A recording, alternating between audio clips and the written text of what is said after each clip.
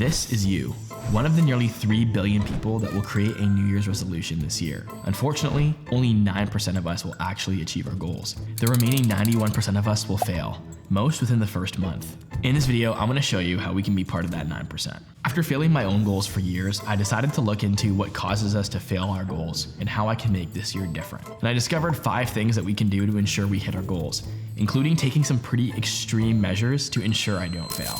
Are you sure you want to even do that? You want to make that commitment? But before we get into that, let's start with setting goals. I set personal goals using the same OKRs framework I use in my companies. Each goal has an objective, which is what you want to accomplish, and key results, which are specific and measurable results that you require to hit your objective. And then initiatives are just the tasks and actions that you have to take to reach your goal. When I use this system, I just focus on doing my initiatives, as you can't really always control the key results or if you'll hit your objective. As I'm sure you know, setting goals is the easy part. For me, it's almost like a fun activity. This is why we're so motivated when we first create our goals. The issue is actually maintaining that motivation. One of my goals this year is to dunk, something that I've dreamed about doing since I was a kid. For me, dunking is a rewarding outcome, kind of like a carrot dangling in front of a mule. The only issue is that the carrot isn't right in front of me. I'm gonna have to add like an inch to my vertical jump each month without any sort of reward till the very end. This is why I need a stick, a punishment so painful, it forces me to start training from day one. One way that we can do this is by sharing our goals publicly, kind of like I'm doing in this video. The pain of shame is a powerful one. To take it a step further, I'm gonna get some help from my friends to create the ultimate stick of accountability that I can't escape. And I have the carrot because I'm obviously inspired to do my goals, but I don't have a strong enough punishment. I want to commit to you in a contract that if I don't hit all 3 of my goals, I have to pay each of you $500. Are you sure, man? I feel like you've been trying to dunk for like 5 years now. It's a lot. It's a lot. Are you sure?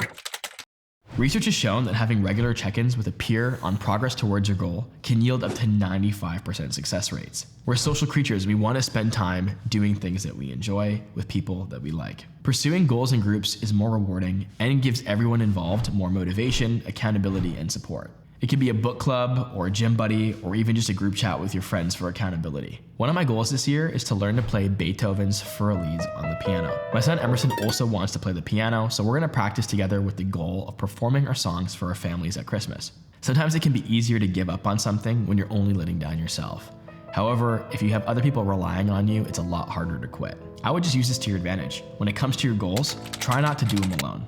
Have you ever picked a goal and then created the most methodical, perfectly executed plan? If you're trying to lose weight, maybe it was the most perfect workout routine and meal plan right down to the calorie. Then one day you slip up and boom, you failed. All that planning for nothing. This has happened to me in the past because I was too rigid in my approach to how I'd reach my goals. As much as some of us would like to be, we're not robots. Which is why if we want to hit year-long goals, we have to be more flexible and forgiving of ourselves if we slip up. If you've slipped up and had a couple bad weeks or months, just review your goals and see what you can do to catch up with the remaining time left. Basically, I've learned that I need to plan for imperfection. Goals aren't some magical destination that will make our life perfect or make us more happy. We just need to see them as short-term targets that help us align our life over the long term. Achieving them is great, but don't let perfection get in the way of progress. Now, what you don't want to do is have flexible goals. This has actually been shown in research to lower the probability of success. What you want to have is rigid goals, but with flexible approaches to accomplishing them. A cool way that I've done this in the past when I was losing weight doing calorie restriction was I set a limit for my weekly calories instead of my daily calories. This allowed me to go out with friends or eat outside my calorie limit the odd day if I wanted to, without making me feel like I was ruining my progress. Now let's say we've got 3 people. All of them are meat eaters and all of them want to start eating a vegan diet. I want you to think about who is the most likely to succeed. The person who says, I want to stop eating meat, the person who says, I want to be a vegan, or the person who says, I'm a vegan now. If you're like most people, the person who said, I'm a vegan now gave you the most confidence. This is because their identity is attached to the new diet. This is also why the person who said, I want to be a vegan was probably your second choice. Even though they didn't identify as a vegan yet, they're drawn towards an identity shift versus a habit shift, which we inherently feel is more powerful. To quote James Clear, author of Atomic Habits, "Every action you take is a vote for the type of person you wish to become. No single instance will transform your beliefs, but as votes build up, so does the evidence of your new identity." James talks about how goals should be centered around our identity, not the outcomes. Your current behaviors are simply a reflection of your current identity. What you do now is a mirror image of the type of person that you believe you are. He says that you should think of yourself as the person that does the things that you want to achieve. That way, your habits will align with your self-perception. So I need to think of myself as an athlete who could dunk a basketball, and think of myself as a musician who could pick up the piano easily. My professional goal is to teach 500 people how to grow their business. To accomplish this, I need to identify as a business coach instead of a founder or an entrepreneur. If I start doing things that a business coach would do, my habits will form naturally and hopefully bring my goals closer to reality. If you're struggling with this one, I would recommend that you read Atomic Habits by James Clear. He explains it much better than I do, and he also has a ton of great tips in the book. To summarize, my goals are learning to dunk a basketball, playing for Elise on the piano, and teaching 500 people how to grow their business. What I didn't tell you was that these goals weren't actually my goals to begin with. Originally, I wanted to lose some weight and fix some knee pain I've been having, add a screen-free, brain-boosting activity that I could do with my son to my routine, and I want to grow my new business to over $1 million in revenue this year. However, these goals are kind of self-centered and boring. To be honest, I don't know why anyone would be motivated to do these things.